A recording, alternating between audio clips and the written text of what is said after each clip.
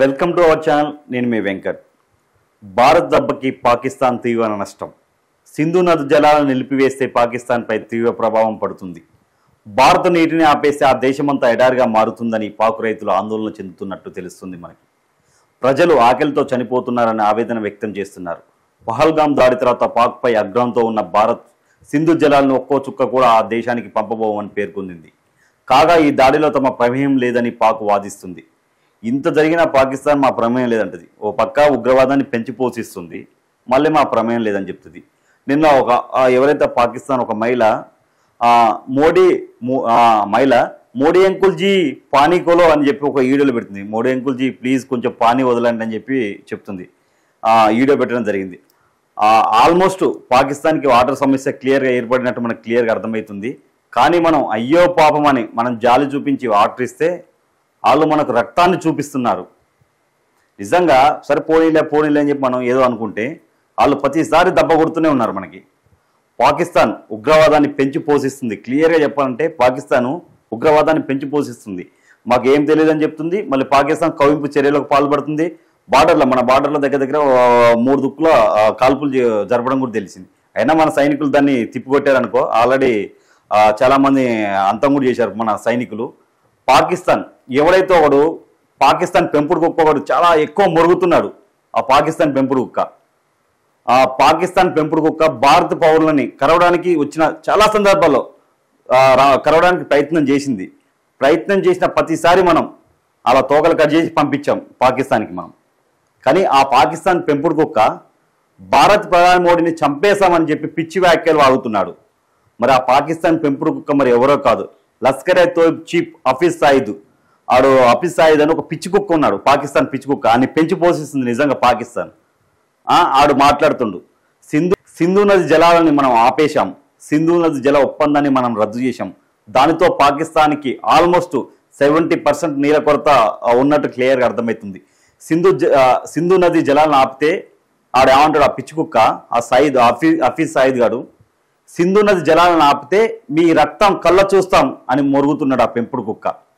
నది జలాలను ఆపితే మీ నాలుకలను చీరేస్తానంటున్నాడు ఆ పెంపుడు కుక్క. ఎవరైతే పాకిస్తాన్ పెంచి పోషిస్తుందో ఆ పెంపుడు కుక్క, మీ నాలుకలు చీరేస్తాం, మీ రక్తాన్ని సింధు నది జలాల్లో కలిపేస్తామని ఆ పాకిస్తాన్ పెంపుడు కుక్క అంటుంది.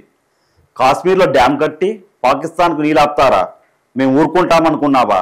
నువ్వు నీళ్ళు ఆపేస్తే మేము శ్వాస ఆపేస్తాం, మీ రక్తాన్ని సింధు నదిలో పారిస్తామని చెప్పి మాట్లాడుతున్నాడు. ఎవడైతే పాకిస్తాన్ పెంపుడు కుక్క హఫీజ్ సయీద్ గారు ఉన్నాడో ఆడు మాట్లాడుతున్నాడు. భారత ప్రధాని మోడీని చంపేస్తామంటూ పిచ్చి వ్యాఖ్యలు చేస్తున్నారు ఆ పాకిస్తాన్ పెంపుడు కుక్క. నిజంగా పాకిస్తాను మా ప్రమేయం లేదు, ఈ ఉగ్రదాడులో మాకు ఎలాంటి సంబంధం లేదని చెప్పి మాట్లాడుతున్నారు. కానీ ఆ పాకిస్తాన్ పెంపుడు కుక్కను పోషించేదే పాకిస్తాన్. నిజంగా పాకిస్తాన్ టెర్రరిజం ఉగ్రవాదాన్ని పెంచి పోషిస్తుంది క్లియర్గా చెప్పాలంటే. ఎందుకంటే ఎన్నోసార్లు దాడులు జరిగినాయి. యుద్ధం మోడీ గారు మాత్రం దీన్ని చాలా సీరియస్గా తీసుకున్నారు.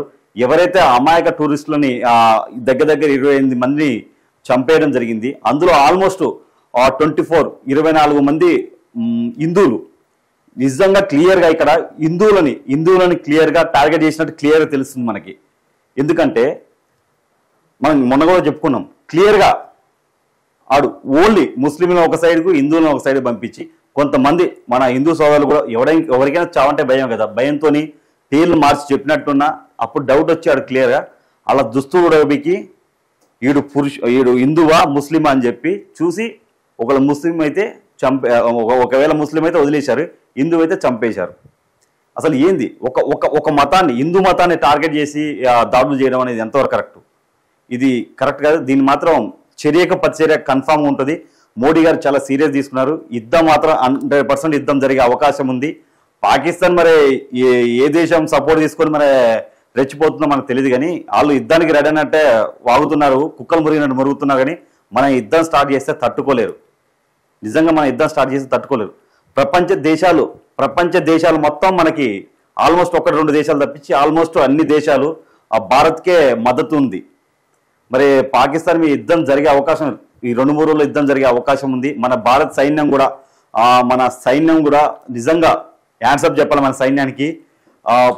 పగలు రాత్రులంటూ తేడా లేకుండా బార్డర్ల దగ్గర భారీ బందోబస్తు చేస్తున్నారు. చాలా అసలు చాలా దుక్కులు ఇప్పుడు ఎవరైతే పాకిస్తాన్ మనం ఉగ్రవాదులు అనుకున్నామో ఆ ఉగ్రవాదుల ఇళ్లను కూడా లేపేయడం జరిగింది. ఒక 4-5 ఇళ్లను కూడా లేపేయడం జరిగింది. నిజంగా భారత సైన్యానికి మాత్రం సెల్యూట్ చేయాలి. బార్డర్లు ఎంత కష్టపడుతున్నారో ఎట్టి పరిస్థితుల్లో ఎవరైతే ఆ ఉగ్రవాదులు దాడి చేసారో వాళ్ళని మాత్రం ఎట్టి పరిస్థితుల్లో వదిలేయకూడదని చెప్పి నేను కోరుకుంటున్నాను. సింధు నది జలాలని మనం ఆపేశాం. సింధు నది జల ఒప్పందాన్ని మనం రద్దు చేశాం. దానితో పాకిస్తాన్కి ఆల్మోస్ట్ 70% నీళ్ళ కొరత ఉన్నట్టు క్లియర్గా అర్థమవుతుంది. సింధు నది జలాలను ఆపితే ఆడేమంటాడు ఆ పిచ్చి కుక్క, ఆ హఫీజ్ సయీద్ గాడు, సింధు నది జలాలను ఆపితే మీ రక్తం కళ్ళ చూస్తాం అని మొరుగుతున్నాడు ఆ పెంపుడు కుక్క. నది జలాలను ఆపితే మీ నాలుకలను చీరేస్తానంటున్నాడు ఆ పెంపుడు కుక్క. ఎవరైతే పాకిస్తాన్ పెంచి పోషిస్తుందో ఆ పెంపుడు కుక్క, మీ నాలుకలు చీరేస్తాం, మీ రక్తాన్ని సింధు నది జలాల్లో కలిపేస్తామని ఆ పాకిస్తాన్ పెంపుడు కుక్క అంటుంది. కాశ్మీర్లో డ్యామ్ కట్టి పాకిస్తాన్కు నీళ్ళు ఆపుతారా? మేము ఊరుకుంటామనుకున్నావా? నువ్వు నీళ్ళు ఆపేస్తే మేము శ్వాస ఆపేస్తాం, మీ రక్తాన్ని సింధు నదిలో పారిస్తామని చెప్పి మాట్లాడుతున్నాడు.